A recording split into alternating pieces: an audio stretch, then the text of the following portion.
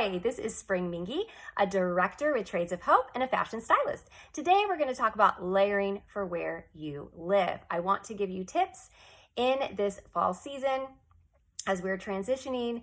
I live in Florida, so layers for me and anyone who's in this climate is going to look different for layers for someone who's in the Northeast or the Northwest. But I hope today's tips are going to help you identify something that you can use wherever you are. So let's get started. Okay, so first I want to explain that maybe what might cause you trouble with your layers is that you might feel that it's just a little too frumpy or clumpy with the different layers that you put on. So I want to help you solve that problem. Right now, I actually have on layers, believe it or not. I have a favorite tank top under this t-shirt, but I've done it in such a way where it is not obvious. I do not even have this t-shirt tucked. So this is a trick that I hope is going to help you even solve a layering problem when you aren't wearing a jacket or something heavy like that.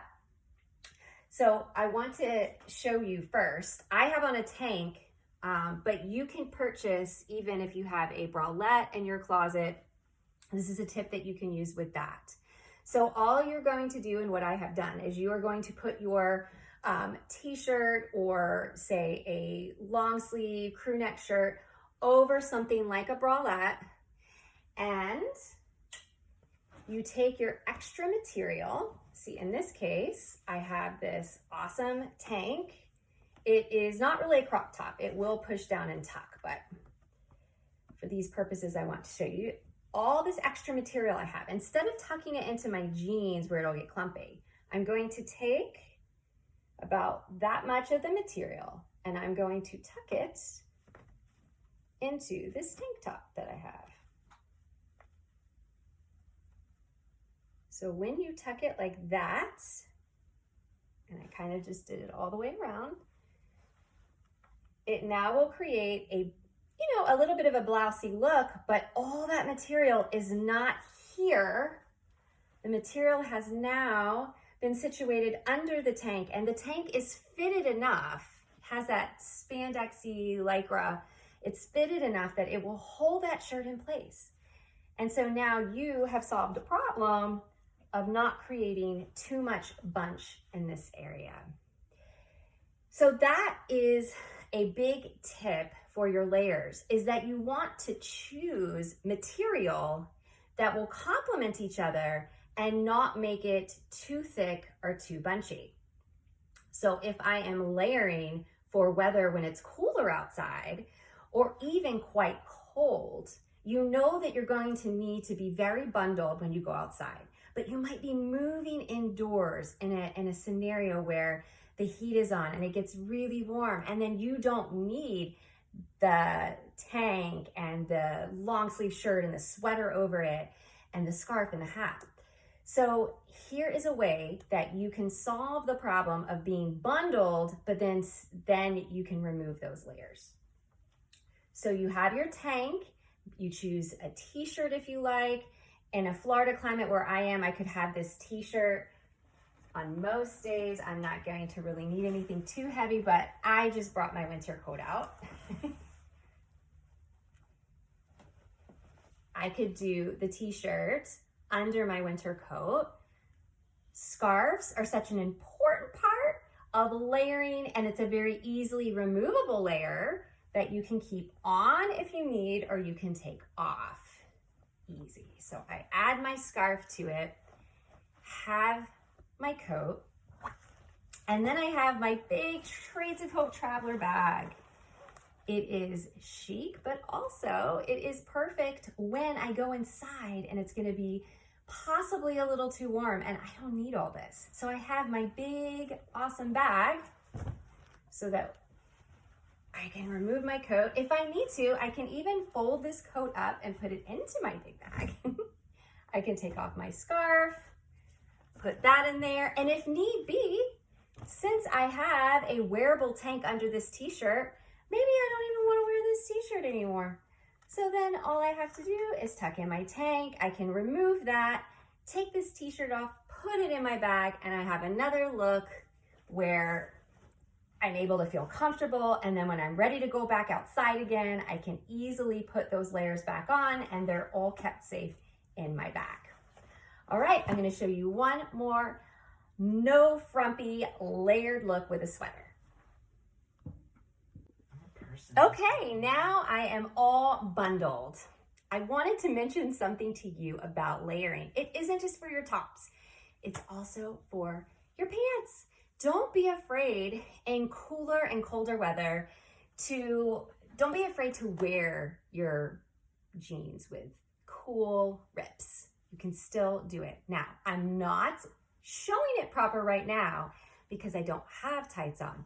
But if I were going out in cold weather, you could simply put any kind of tight under, and then that's going to give you a great layer of extra warmth.